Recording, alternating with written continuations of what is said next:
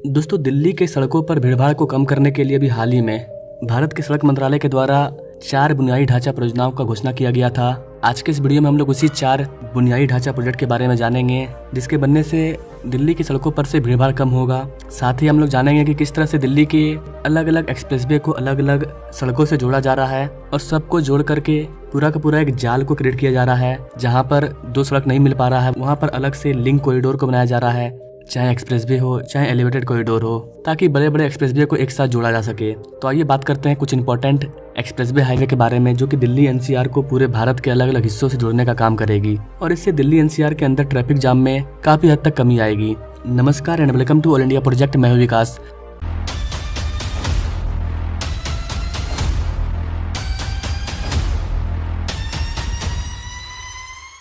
Now directly come to the point. Delhi के सड़कों पर भीड़भाड़ को कम करने और प्रदूषण को कम करने के लिए 4 बुनियादी ढांचा परियोजनाओं की घोषणा की गई थी। इन 4 परियोजनाओं के लिए 12,500 करोड़ रुपया खर्च किया जाएगा। ये 4 इंपॉर्टेंट प्रोजेक्ट है। इसके अलावा नई गवर्नमेंट आने के बाद 4-5 और सड़क परियोजनाओं के लिए पैसा जारी किया गया है, वो अलग है। लेकिन ये कुछ बड़े प्रोजेक्ट है जो दिल्ली एनसीआर के साथ साथ बाकी राज्यों को भी जोड़ने का काम करते हैं। इस प्रोजेक्ट के अंतर्गत शहरी विस्तार सड़क 2 यानी कि UER 2 को दिल्ली कटरा एक्सप्रेसवे से जोड़ना शामिल है, ताकि जम्मू कश्मीर और पंजाब से आने वाले वाहनों के लिए इंदिरा गांधी अंतर्राष्ट्रीय हवाई अड्डा और दिल्ली मुंबई एक्सप्रेसवे को सीधा संपर्क प्रदान किया जा सके। अन्य परियोजनाओं में अलीपुर के निकट UER 2 को ट्रोनिका सिटी के निकट दिल्ली देहरादून एक्सप्रेसवे से जोड़ना शामिल है, ताकि हरियाणा और राजस्थान से देहरादून जाने वाले वाहनों को सुविधा मिल सके।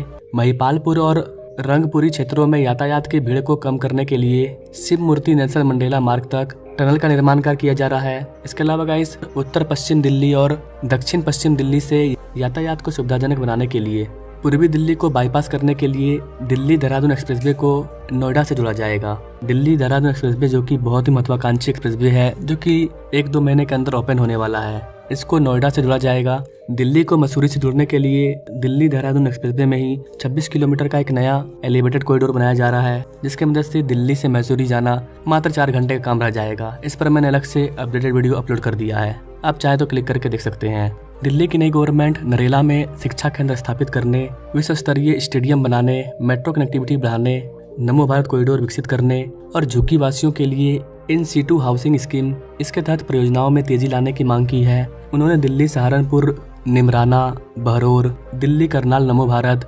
गुरुग्राम, फरीदाबाद, नोएडा और दिल्ली जेवर हवाई अड्डे सहित कई कॉरिडोर का भी प्रस्ताव रखा है। यहाँ पर गाइस आपको बता दें कि दिल्ली की नई गवर्नमेंट आने के साथ ही बुनियादी ढांचे पर काफी ज्यादा जोर देने का काम कर रही है। भारतीय राष्ट्रीय राजमार्ग प्राधिकरण NHAI ने 3 नई सड़कों के लिए डिटेल रिपोर्ट तैयार करना शुरू कर दिया है। इसका रिपोर्ट आगे बढ़ चुका है, जो आगामी एक्सप्रेसवे को जोड़ेगी, जिसका उद्देश्य मुख्य सड़क पर यातायात की भीड़ को कम करना है।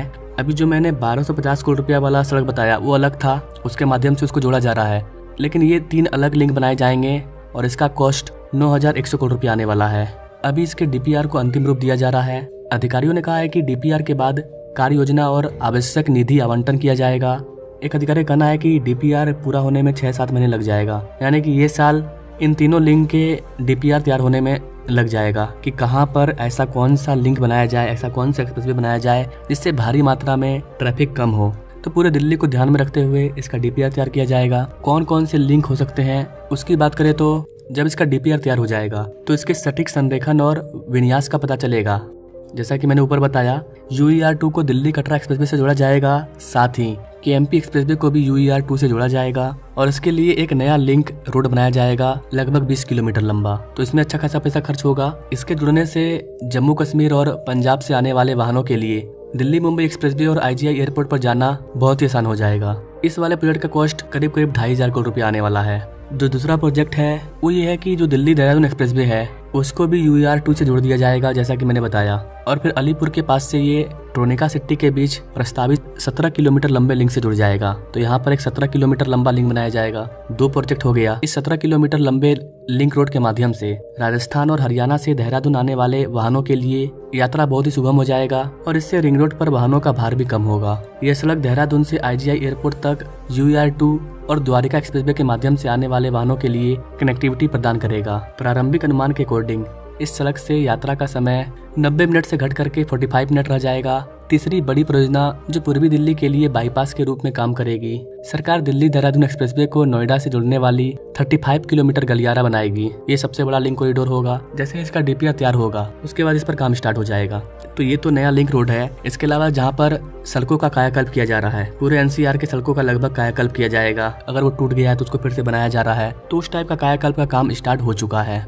जितना ज्यादा और जितना आसान कनेक्टिविटी होगा उतना कम ट्रैफिक जाम होगा। लोग आसानी से एक जगह से दूसरी जगह पर जा पाएंगे, उन्हें एक्स्ट्रा नहीं मुड़ना पड़ेगा। भारत का सबसे बड़ा एयरपोर्ट भी जेवर में बनकर के तैयार होने वाला है। उसको भी अलग अलग गलियारों के माध्यम से जोड़ा जाएगा। जैसे कि उसको उत्तर प्रदेश में गंगा एक्सप्रेसवे के माध्यम से जोड़ा जा रहा है, नोएडा में यमुना एक्सप्रेसवे के माध्यम से, and then Delhi Mumbai expressway के माध्यम से। तो मतलब सारे के सारे एक्सप्रेसवे को आपस में जोड़ करके एक जाल को बिछाया जा रहा है ताकि लोगों का समय बचे और ट्रैफिक जाम कम हो। तभी जाकर के दिल्ली का प्रदूषण भी सही होगा, क्योंकि समय कम बचेगा तो लोगों का फ्यूल बचेगा, ईंधन कम यूज होगा तो कार्बन उत्सर्जन में कमी आएगी और वायु प्रदूषण दिल्ली का सही होगा।